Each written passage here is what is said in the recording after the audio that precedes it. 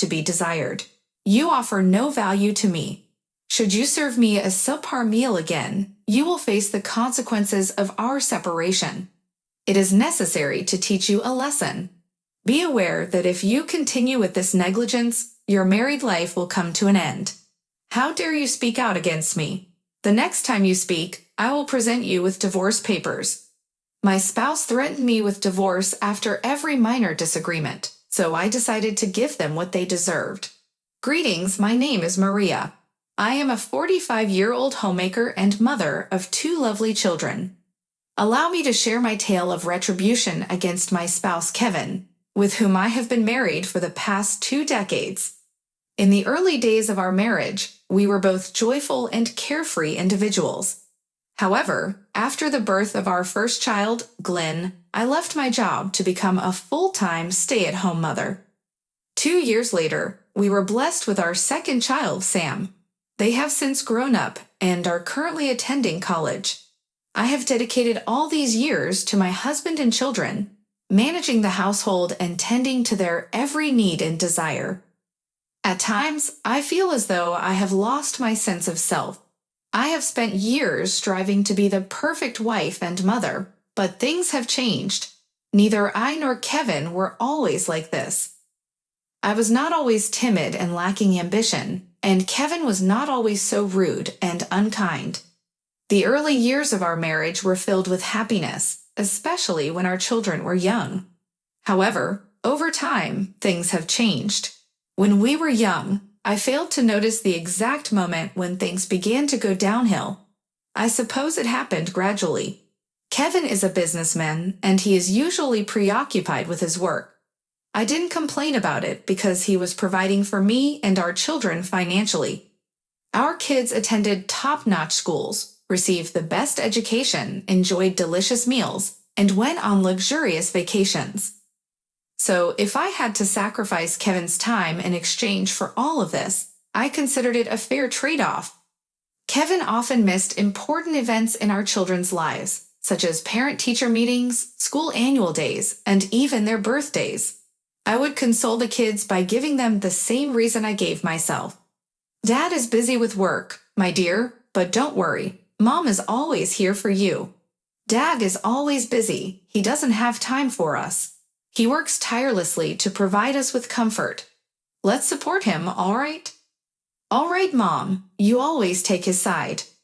Kevin's absence from most family events was worrisome.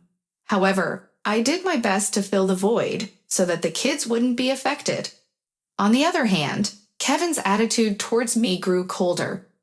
He never missed an opportunity to mock and belittle me. I bit my tongue and ignored it most of the time, except when it was just the 2 of us. Things took a turn for the worse when Kevin started criticizing me in front of the kids. It was a typical day when I was helping Kevin pack for a business trip. Suddenly, out of nowhere, he began shouting at me. "What on earth, Maria? Why isn't this suit properly pressed?" "Oh, I believe it got creased while being stored in the closet. I'll iron it now. You spend the entire day just sitting around at home. Can't you take care of these things? This is absurd. I'm becoming irritated by your negligence now." Sam was lying on the couch, and he overheard all of this. He couldn't bear Kevin's harsh words, and he said, "Dad, Mom works very hard all day long." "How could you shout at her like this?" Kevin was shocked by Sam's words. After a few moments of surprise, he snapped at Sam. "Don't meddle in your parents' affairs. Get up and go to your room." Sam gave Kevin an angry glare. To diffuse the tension in the atmosphere, I intervened. "Sam, go and study in your room. I'll bring you breakfast in a little while." Sam rolled his eyes and left. It was embarrassing for me when Kevin shouted in front of my son. I mean, children learn from what they see. Kevin's temper was becoming increasingly difficult to handle. His sarcastic remarks were getting on my nerves. Gradually, both my kids and I started to despise Kevin's presence in the house. We eagerly awaited his departure for the office so that we could have a peaceful day at home. His business trips were like a vacation for us. Kevin was always irritable when he was at home. The only time we would see him in a good mood was during his monthly house party. Kevin hosted a monthly gathering at our house for all his employees, business associates, close friends, and important members of his team. Needless to mention, it was I who had the responsibility of arranging these monthly gatherings. It used to be enjoyable in the past when Kevin participated in the organization of events. We would collaborate on the entire plan, carefully design the theme, and finalize the menu along with numerous other details. I had a wonderful time organizing these events with him. However, as time went on, Kevin's attitude changed and he became busier, leaving me with the entire responsibility of hosting the party. It wasn't a big issue though, as it was a monthly activity, and I knew exactly what needed to be done. But one thing that started bothering me was Kevin's constant criticism. He would criticize me for every little thing. Suddenly, he disliked my choice of food, cutlery, decoration, and everything else. While the guests would express their gratitude and appreciation for my efforts, Kevin's comments would often be negative. He would say things like, "The flower arrangement is absolutely terrible. Why didn't you check it before?" Or "The shrimp is undercooked. Did you inspect it when it was prepared?" Or "There isn't enough ice cream for the drinks. Why didn't you order more?" Or "You've ordered too much spaghetti. You seem to enjoy wasting food, don't you?" Or "The desserts are overly sweet." None of the guests liked them. His constant nagging was wearing me out. I would put on a brave face in front of the guests so that nobody could suspect the troubles in our marriage. It was after one such gathering that I decided to put a stop to Kevin's criticism and confront him. After all, once the guests had departed, Kevin reverted to his usual self, finding fault with every little aspect of the party. I approached him, questioning whether he had been excessively critical towards me lately. After all, I had gone to great lengths to organize the best possible event for him and his guests. He never lifted a finger to help with the arrangements, nor had he ever shown any appreciation for my efforts. The least he could do was refrain from criticizing me over trivial matters. Did he expect me to seek praise for organizing a party? Did he want me to be honored with a medal? Kevin continued his tasteless humor, but this time, I decided to give him a taste of his own medicine. I didn't expect anything pleasant from him, but I asked him to stop tormenting me. Did he realize how repulsive he sounded? Kevin launched into yet another tirade, belittling my intelligence like only a fool could. He reminded me that it was his income that allowed me to wear expensive clothes and shoes.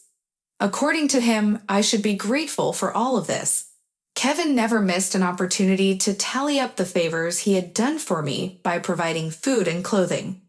But I had reached my limit, and now it was time to fight back. I made it clear that he wasn't doing me any favors. I ran the household, raised the children, and attended to every little detail. He wouldn't last a day without me in this house. He didn't even know how to do the laundry or where to buy groceries.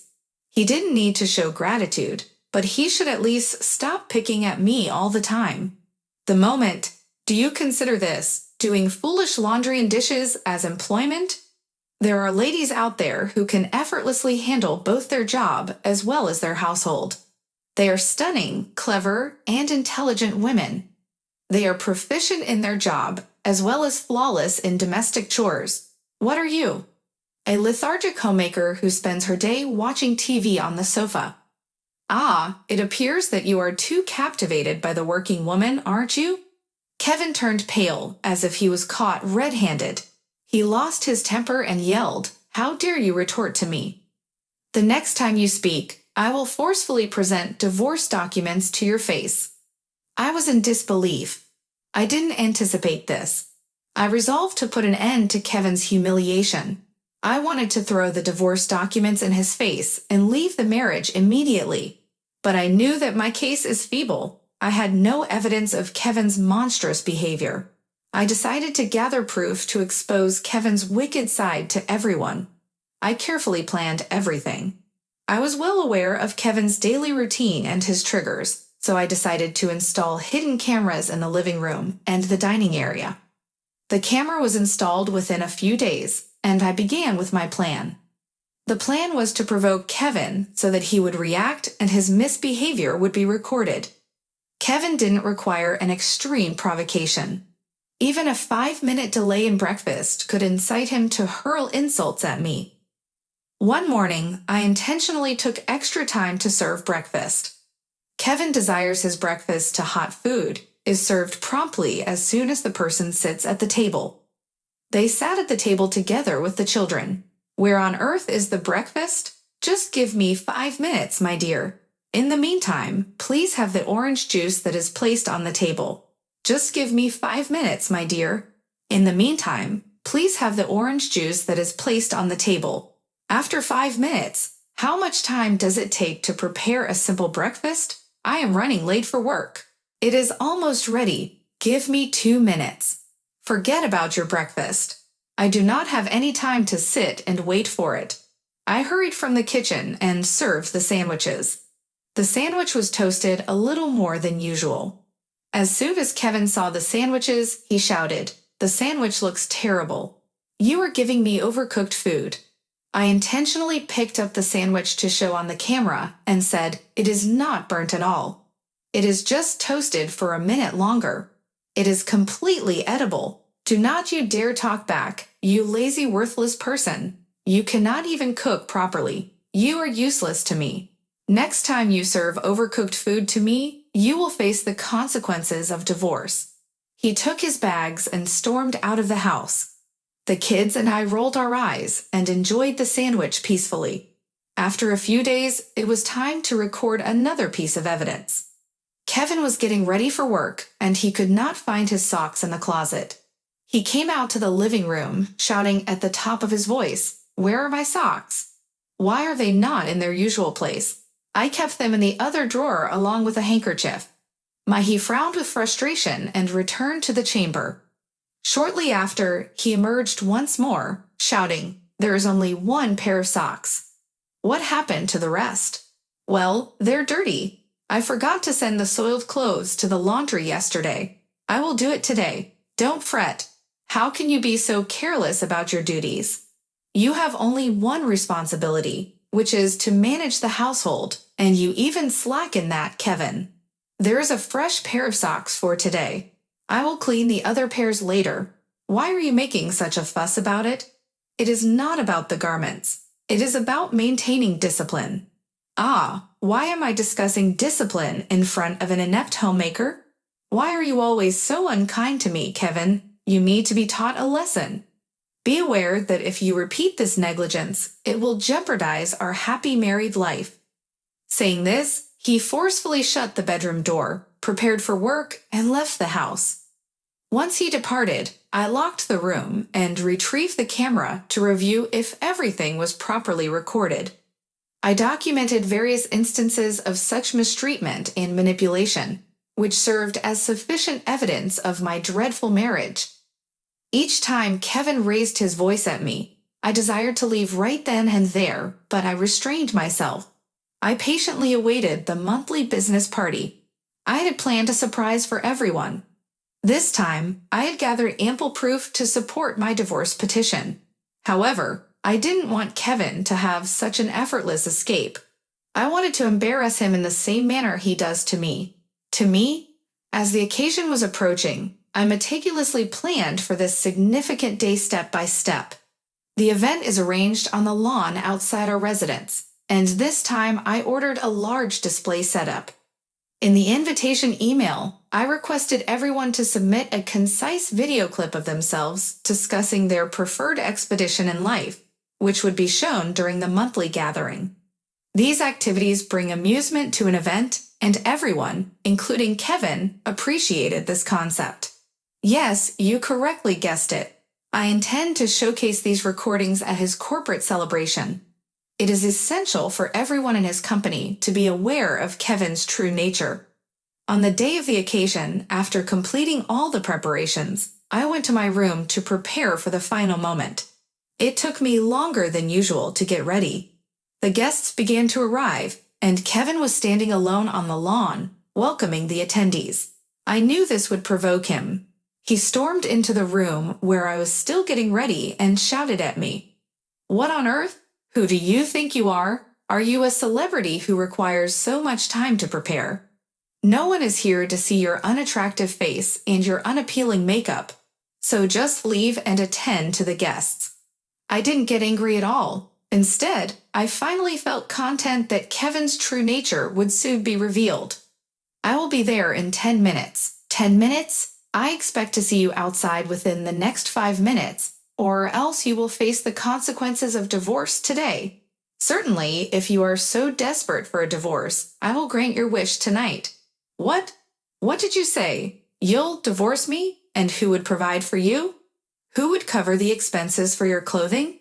Don't say something foolish. Simply leave this room and attend to the guests. I quickly exited and greeted everyone warmly. I was truly enjoying the evening with everyone, while Kevin was his usual self, criticizing every aspect of the arrangements by giving me disapproving glances whenever possible. It was time for the entertaining activity. The setup was prepared, and I played each video one by one that the guests had submitted. While everyone was enjoying each other's video clips, I went to my room to collect the final footage that I had recorded earlier that evening. To my surprise, I discovered that the camera in my room was still on. I opened the last recordings of the room to edit out any unnecessary parts, and guess what? Something completely unexpected had been captured by the camera, something I had never anticipated. After hastily leaving the room, accidentally leaving the hidden camera on, my husband entered the room with his colleague who holds a high-ranking position in his company. Although they turned off the lights and nothing could be seen in the darkness, the footage of them sneaking into the room and switching off the lights was enough to suggest what had occurred. And of course, the audio was also captured. That was the final straw. My body trembled with anxiety. I was unsure whether to show this evidence or not. But at that very moment, I heard Kevin's voice. "Why are you back in the room again?" The projector, the display on the screen has ceased to function. Please proceed immediately to rectify the situation. The individuals present are eagerly anticipating its restoration. If I discover you once again idling in this room during the gathering, I will ensure that you face consequences for your lack of diligence. Without uttering a word, I comprehended my duty. I ventured outside and resolved the issue with the screen, subsequently adding all the necessary content to the playlist. I firmly grasped the remote control for the screen, patiently awaiting the commencement of the unsettling spectacle. As the videos depicting the assault commenced, a pallor befell everyone's countenances. They gazed at one another in astonishment. Kevin was enjoying himself alongside his associates when he noticed himself on the screen, hurling insults at me, engaging in gaslighting, and subjecting me to humiliation. Kevin seethed with anger and frustration. Anarchy ensued for him that evening. He lunged towards me. "Cease this immediately," he exclaimed, attempting to wrest the remote from my grasp. However, in the presence of his business partners and clients, he was powerless to act. The time had come for me to seek retribution for the years of trauma and humiliation I had endured. This is merely a preview, a glimpse of the complete film recordings, which will be forwarded to the authorities. However, allow me to reveal the climax to everyone. I had previously warned you that if you were so desperate for a divorce, you would obtain it tonight. I swiftly advanced the video to the final footage, wherein Kevin was observed entering the room with the woman. I paused the video at that precise moment. That brief glimpse was sufficient for everyone to comprehend the unfolding situation. No one anticipated the evening taking such a turn. Kevin's paramour hastily departed the gathering, concealing her countenance. Kevin secluded himself in the restroom to evade the humiliation. The atmosphere was permeated with murmurs and hearsay. I succumbed to emotional distress when some of Kevin's acquaintances embraced me. Throughout the years, I cultivated friendships with them, and they endeavored to provide solace during this moment of vulnerability. I empathized with my children as they had to endure this ordeal, but to my astonishment, they consoled me, commending my actions and expressing their pride. I am pleased that you finally stood up for yourself, Mom. Yes, let's depart. We cannot linger here any longer. I had already prepared our belongings, both for myself and my children. I recognized that we could not remain in that residence after this incident. We relocated to my parents' abode. My father passed away several years ago, and my mother resided alone. Consequently, she welcomed us with open arms. Furthermore, my father bequeathed us a substantial inheritance, which provided us with the means to lead a contented life. I enlisted the services of my father's attorney and dispatched the divorce terms to Kevin, asserting my entitlement to alimony, a share in his business, and child support. During the trial, Kevin cast me a resentful glare